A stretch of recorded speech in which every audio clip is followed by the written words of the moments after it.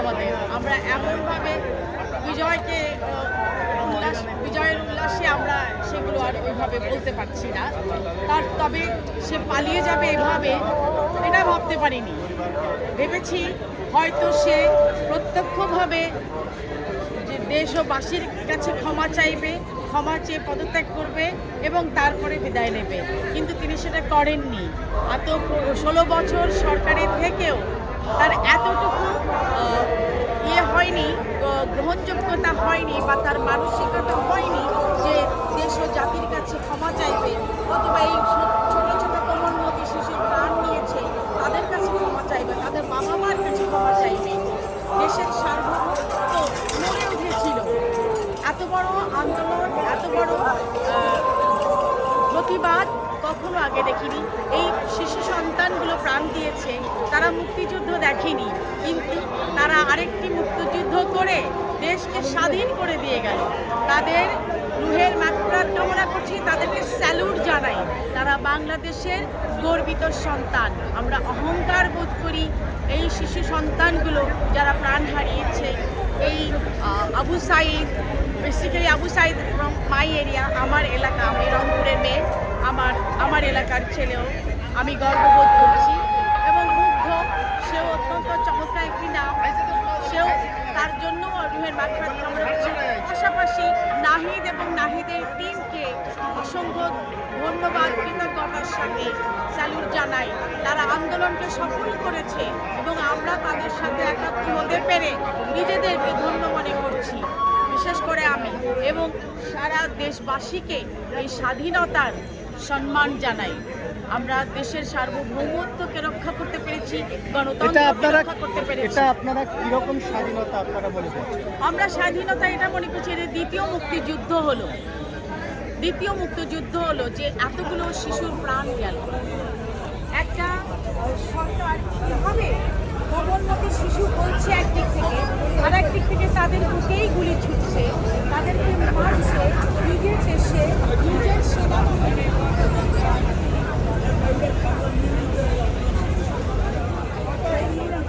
ছাত্রলীগকে লেগিয়ে দিচ্ছে।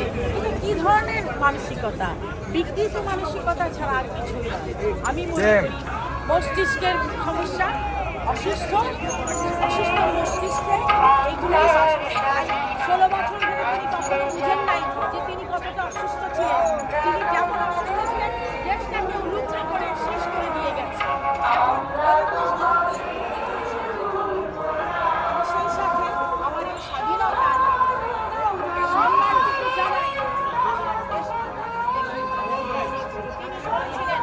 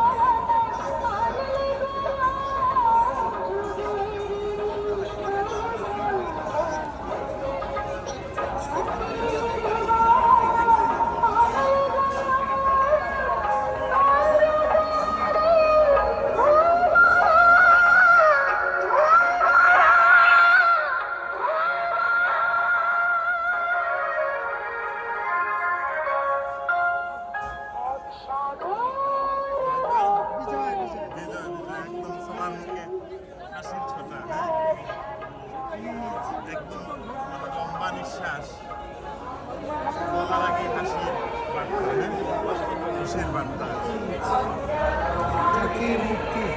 কিছু বলেন এই বিষয়ে, কিছু বলেন। থ্যাংক ইউ আলিম ভাই। আপনারা জানেন দেশের এক ক্রাইসিস, সংকটময় মুহূর্ত অতিক্রম করেছে। আমাদের বাংলাদেশের মানুষ অনেক কষ্ট করেছে একটি স্বৈর শাসকের পতন ঘটানোর জন্য।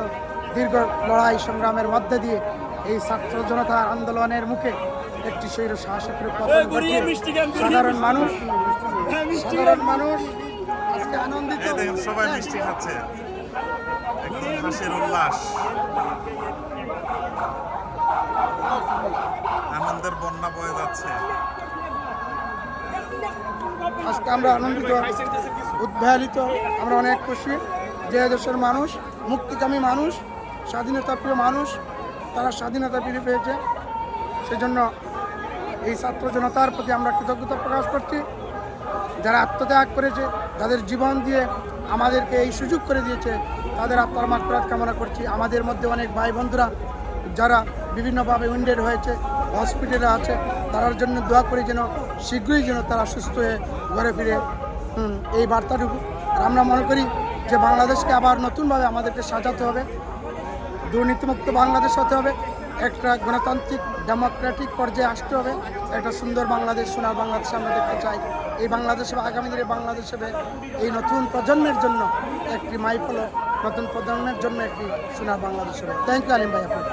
আপনাকে অসংখ্য ধন্যবাদ জাভেদ ভাই, আমাদের কমিউনিটি অ্যাক্টিভিস্ট জাভেদ ভাইকে সবসময় এই সংকটময় মুহূর্তে কথা বলার মতো একজন একদম ফ্রন্ট লাইনের একজন যোদ্ধা হিসাবে আমরা পেয়ে থাকি। অসংখ্য ধন্যবাদ। আগামীতেও আমরা আপনাকে পাবো এবং আপনার কথা শুনব। ধন্যবাদ।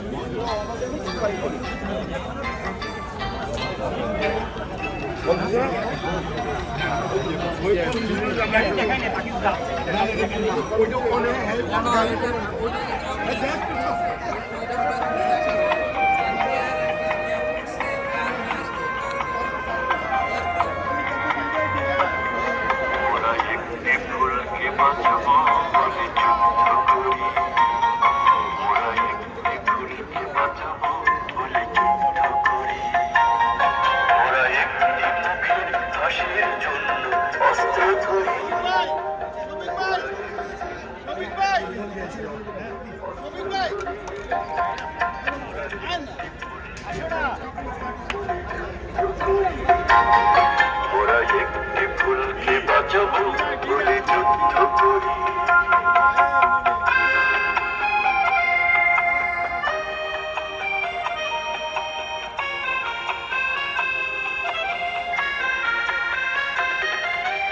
যে মাটির চির মমতায় আমার অঙ্গে মাখা, যে মাটির চির